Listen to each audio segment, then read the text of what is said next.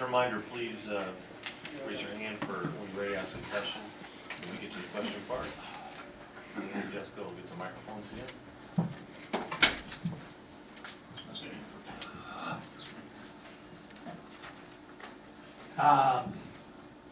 You know, obviously I was pleased with the way we responded. As we talked about in the locker room, to be honest with you, we were embarrassed a little bit in the first half on Thursday night in terms of just a lot of different areas. The kids really, the last 2 days, you know, we were pretty hard on them, and you know, I wanted to make sure that we came out and played the Illinois way. That was our whole focus as a staff for a couple days. You know, you don't know what the score is going to be, but we want to play unselfishly. We want to play with some toughness. We want to execute. We wanted to play with some energy, with effort, connected, and try to do it consistently over the course of 40 minutes. And I thought today, as Jerry Hester just said, certainly with the rendition of this team, you know, we've had UAB and Providence, but those were two completely different teams than today's team.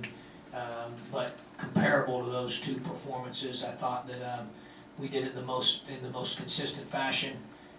This is something that we have to build on. You know, I'm not interested in you know, doing that just one day or a couple practices. We have to do that every day. That is the standard, and you know, that's the expectation moving forward. You know, obviously I thought we got contributions from a lot of everybody that played for us. I thought our guys did a good job defending throughout the 40 minutes. I thought we shared the ball. I thought we executed the things that we ran well. Obviously, these two guys up here were, you know, terrific at both ends of the floor. You know, it was great to obviously have Ken back out there, and then Malcolm played really well today as well. But again, we got contributions from everybody. So we get a day off tomorrow. We got a week or 6 days or so before we play at home next Saturday, and we've got to, you know, practice with the same energy, same effort, same chip that we had the last couple of days.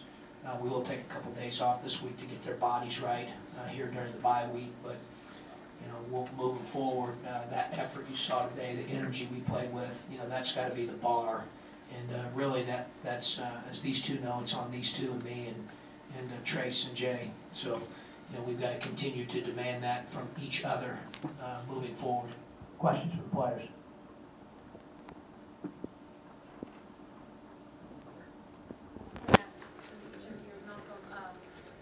Talking about just how difficult he was on you guys at practice. Can you talk about just how you felt after the Michigan State game, and you know, what were those practices like that were so tough to how he was so tough on you and how you guys responded to that? I mean, he nailed it right on the coffin. I mean, he used the word embarrassed. I'll say disappointed, just because that's not how we want to go out. I think from start to finish, they just destroyed us on both ends, and you know, practice honestly has been like hell. You know, I'm not gonna sugarcoat it, but I mean, I think the key to that is even though practice was tough, you know, we still have to have a mindset like we can't lose our minds. We have to focus on the game plan. I think we did a good job with that. You know, the toughness we didn't have against Michigan State, I think we had it here for the whole 40 minutes. And Kendra, can you just describe the emotions of this week? I mean, congratulations on the birth of your child, and then, you know, a pretty terrific game, personally. Thank you. I mean, it's been a long week for me. You know, stand up.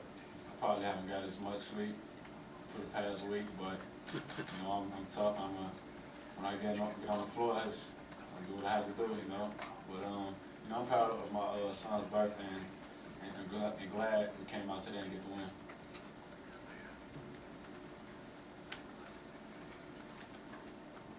Malcolm right here. What was your guys' mindset going up against their big guys? They've got a couple 7-footers, obviously good players. What was your mindset in defending those guys and containing them pretty well?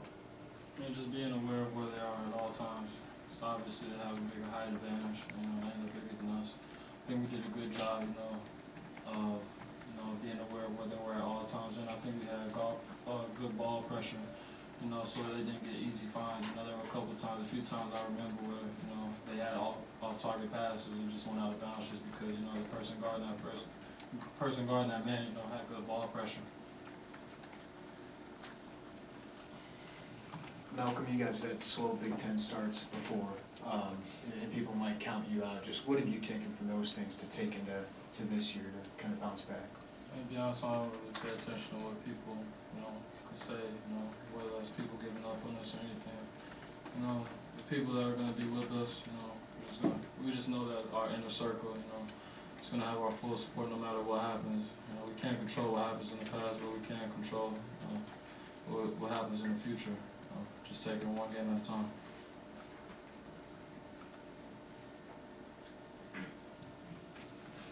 I guess this could be for both of you because Purdue made a switch in the second half where maybe Malcolm they didn't focus much on you and Kendrick they kind of left you go a little bit. Just what was the difference there where Kendrick you were able to get going and Malcolm good to see him do that and then also maybe got your free throws at the end. I'll go first. I think Kendrick had a key start to our second half. I mean, he exploded for 8, 9 quick points. He didn't let the first half get to him. I think, all together, I think we did a good job of starting the second half.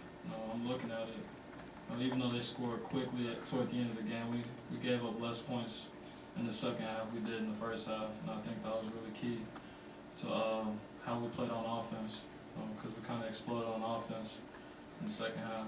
I think one thing that stood out to me was the dunk. I think that's when we really got going.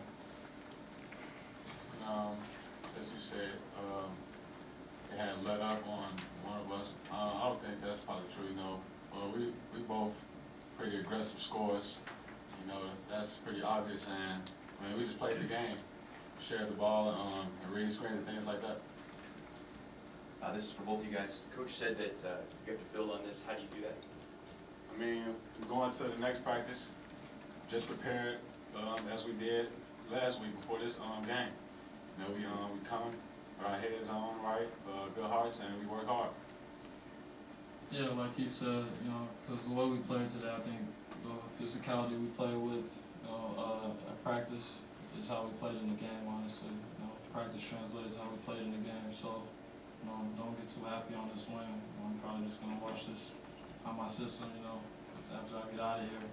I'm just going to focus on the next game and what we can do to prepare for that. Kendrick, just can you give us what was it like to first hold your boy, and does it give you any kind of different perspective on things? Most definitely, just holding for the first time, just looking at it was amazing. It also gives me motivation at the same time. It's not about me. I gotta provide for my child. Kendrick, can you describe the play where you fouled out, except that you didn't foul out? How did you talk the referees into giving that foul to DJ? I was pretty on him hard because he called the foul on me, but I was trying to let him know that it was not me. That's what happened. I told the ref, talked to the player, I told our player to tell him that the foul was on him. And you. Way to be unselfish, Ken. Yeah. And you blocked the shot twice in that series. Were you at all concerned that you might be called for a foul, your fifth foul? Did you even think about it? I was going to play it honest. I wasn't going to foul the guy. I'd go for the ball. But block shots is what it came up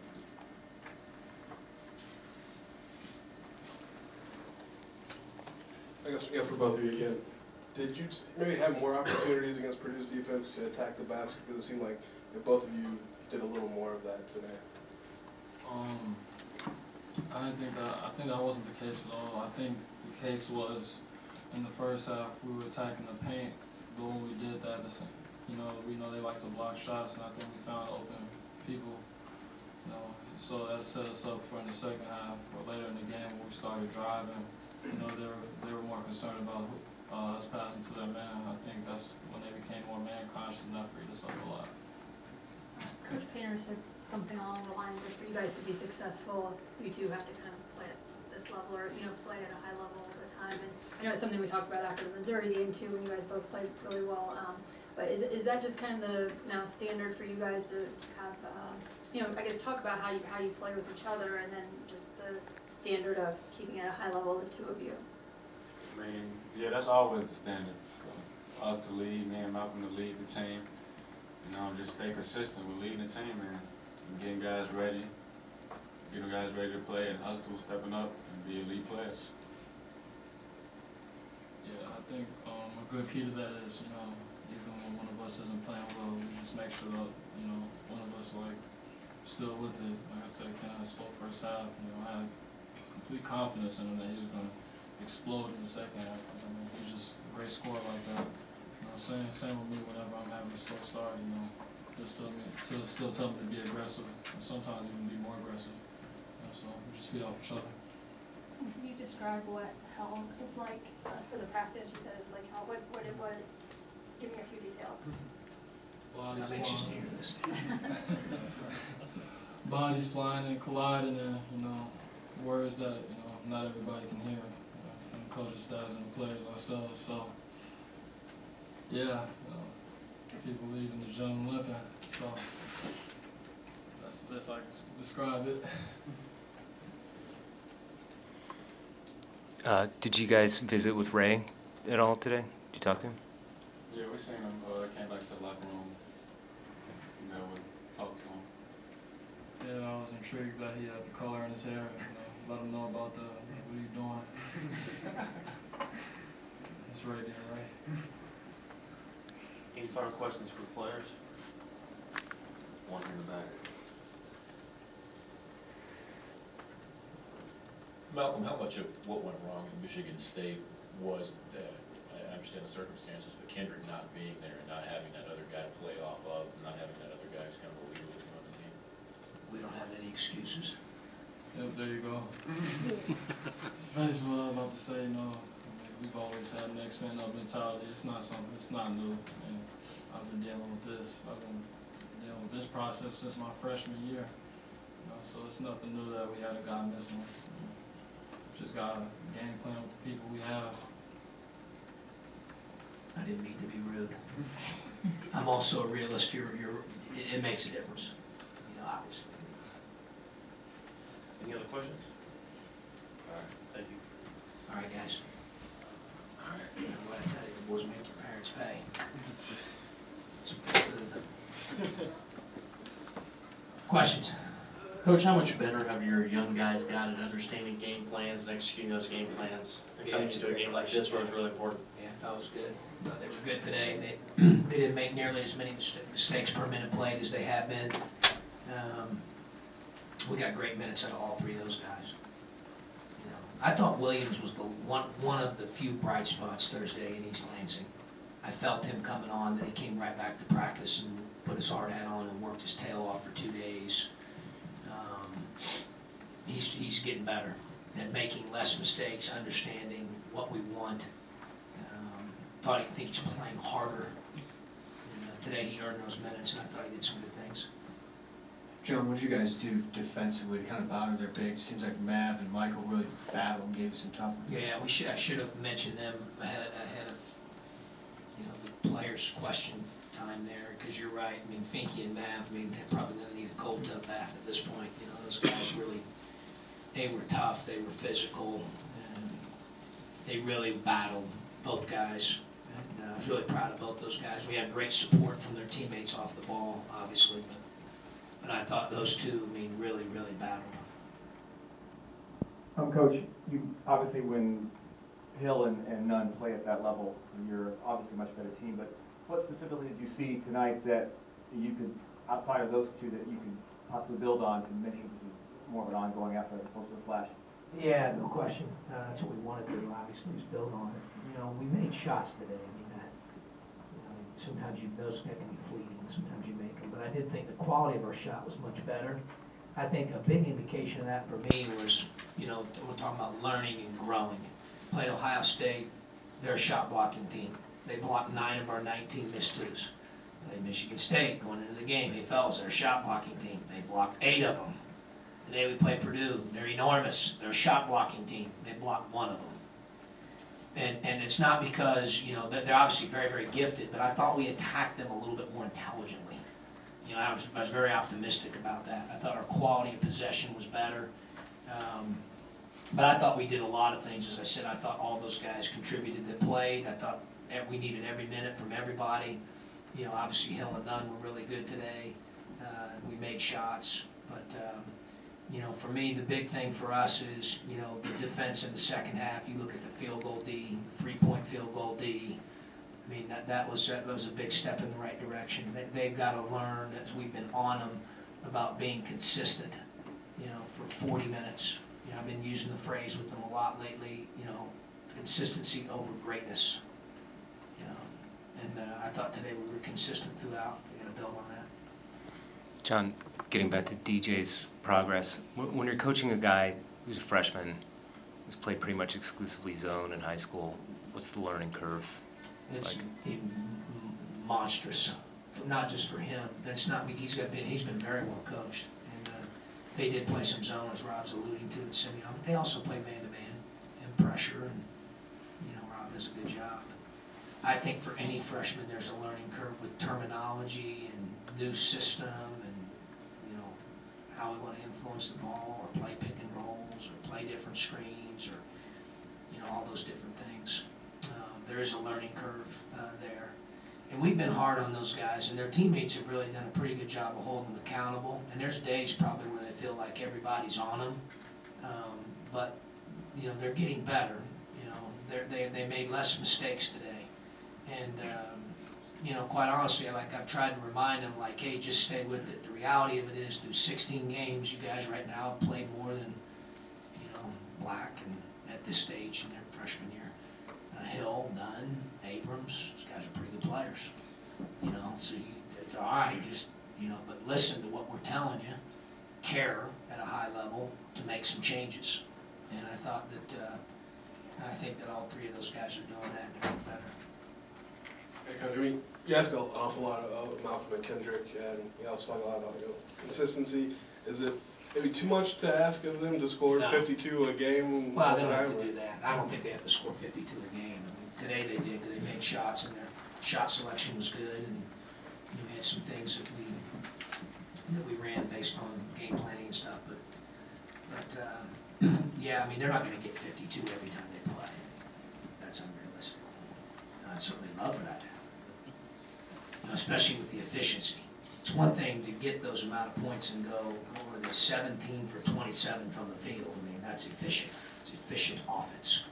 You know, more than anything, I want them to be efficient. I thought they attacked well. You know, I thought our bigs were good. You know, J. Cole made shots. I mean, we did some good things. Coach, speaking to the defensive game plan today, you weren't just serving vanilla ice cream. Yeah. Could you talk about the importance of that and guys coming along and learning that? Yeah, we played the zone a little bit today, and man, not quite as much vanilla ice cream. I don't know if they're ready for sherbet yet, or Neapolitan. I like Neapolitan. My wife hasn't got that in a while, to remind her. But yeah, maybe vanilla and chocolate today. But they did well. They executed the game plan well. Both defenses that we played. Coach, Right here. in the preseason you talked about Malcolm and Kendrick needing to step into that leadership role, and then you mentioned earlier today that they inspired their teammates and stuff. Is this kind of what you were envisioning from them, not just on the court, but that intangible stuff too? Yeah, they were good. I thought Lewis was good too in that area. You know, I think he's really, you know, it's amazing sometimes you go through things. I thought Ken came back with a new vigor after Kason was born. I thought that Khalid, you know, having to be secluded in a room for 5.5 days, you know, basketball was taken away from him for a little bit.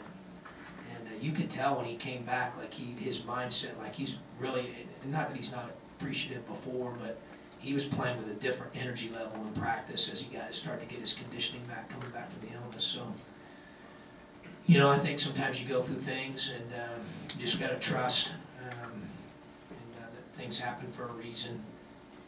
But yeah, I mean, obviously those guys have been good. I thought Lewis was good leading today. Had a great feel for the game. Was really competitive. You could hear his voice out there a lot, as well as Hill's and Nunn's. Coach, yeah, a little more on Khalid. Do you think he looked a little more comfortable bringing the ball up against Purdue's pressure than maybe Tate did today? I trust both of them. I mean, obviously Khalid was good today. We played him a few more minutes than we did, than we did Jay. But you know, that can flip in different games, and you know, we're lucky that we've got both of them, and they're both experienced guys. You know, so I thought that they did a good job there. A couple press things late we got to get cleaned up. I mean, you're in the double bonus, you get 3 timeouts. I mean, it's under 2 or 3 minutes to go. You gotta have poise, you know. Like just call a timeout and then to pass the ball to the other team. I thought we'll have to learn from that a little bit because they stayed aggressive with that. We had a couple silly turnovers, but we'll have to clean that up. Coach, I know you and Kendrick and the rest of the team wouldn't have it any differently, but did Ken say anything when he came back along the lines of, I need to make up for the game I missed? No. Nothing like that? We didn't talk about that. Okay. That was a no-brainer.